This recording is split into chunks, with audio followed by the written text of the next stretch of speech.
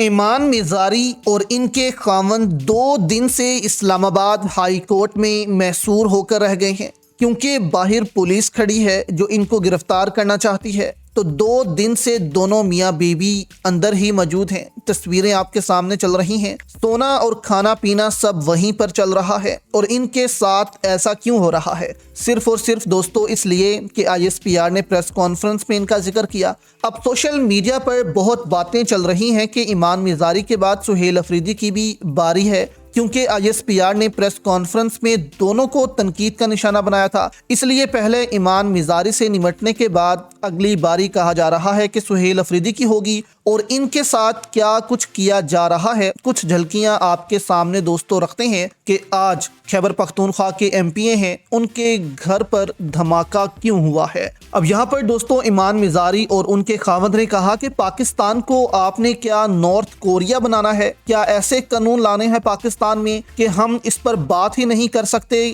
کہ یہ جو مسنگ پرسنز ہیں یا جن کے ساتھ ناروا سلوک کیا جاتا ہے یا جن کو حسب بے جا میں رکھا جاتا ہے، ایک SHO جو ہے وہ اتنی طاقت رکھتا ہے کہ کسی کو بھی پکڑ کے حسب بے جا میں رکھتے؟ یہ تو صرف نارتھ کوریا میں ہوتا آ رہا ہے اور اب پاکستان میں ہوتا آ رہا ہے۔ ایمان میزاری نے کہا کہ ہم اپنے موقف سے کبھی بھی پیچھے نہیں ہٹیں گے، یہ ہمارے ساتھ جو کرنا چاہتے ہیں کر لیں، ہم قانون کا احترام کرتے ہیں لیکن اپنے موقف سے کبھی بھی پیچھے نہیں ہٹیں گے۔ اگر یہ اندر آ کر ہمیں گرفتار کرتے ہیں تو یہ بار کونسل کا جو ہے وہ احترام ختم کریں گے، اور اس کے بعد پھر یہ دیکھیں گے کہ تمام بار کونسل جو ہیں وہ احتجاج کریں گی اور یہ معاملہ بڑا ہو جائے گا۔ تو یہاں پر دوستو ایسا لگتا ہے کہ وکلا تحریک اب شروع ہو سکتی ہے۔ اگر ایمان میزاری اور ان کے خاوند کو گرفتار کیا جاتا ہے تو ایک بڑی تحریک شروع ہو سکتی ہے۔ دوسری جانب دوستو کہا جا رہا ہے کہ سہیل افریدی کے ساتھ بھی ایسا ہی کچھ کیا جا سکتا ہے جو ایمان میزاری کے ساتھ کیا جا رہا ہے، کیونکہ ایمان میزاری کے ساتھ ساتھ اس پریس کانفرنس میں سہیل افریدی پر بھی کافی تنقید ہوئی ہے ادارے کی طرف سے، اور ادارہ اب سمجھتا ہے کہ بس ان کا کام ختم کیا جائے اور ان کو